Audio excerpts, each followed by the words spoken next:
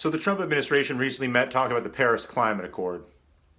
The absurdity of these meetings is that it suggests that it's even a subject of debate as to whether the ocean temperature and the atmospheric temperature of the Earth is rising, and whether there's any correlation between increased carbon loading in the atmosphere and the increase in oceanic and atmospheric temperatures, or that there's any debate about whether increased oceanic temperatures or increased atmospheric temperatures actually have an impact on precipitation rates, longevity and basic existence of certain species, the destruction of various aspects of the sea life and terrestrial life on the planet. None of those things are in question. The only thing that is in question is whether or how many countries will ultimately act to reverse the carbon loading of the atmosphere to see whether that has any meaningful impact to diminish the rate of acceleration in the increase in temperature atmospherically and, of course, on an oceanic level. The only reason you would be against reducing the carbon load in the atmosphere would be simply to pander to or sort of play politics with some percentage of the population that simply likes to be against things because it's more fun. And that really is who Donald Trump is.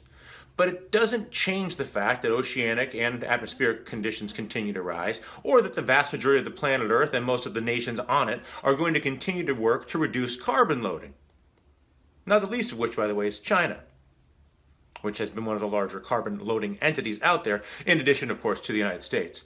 So the only real loser in all of this, if the United States is to back out or stop any activity relative to carbon loading, which is probably going to happen under President Trump, will be the United States, because the United States will simply continue to be seen as a banana republic led by a Mad Hatter and less relevant to any global decision making, only further accelerating the potential power of China, Russia, Western Europe, India, and for that matter, the South American countries. The United States simply it's sort of, I guess, like taking a fork and jamming it in your face when you're sitting at the head of the table, because you simply don't want to sit there anymore, expecting everybody else to respect you still.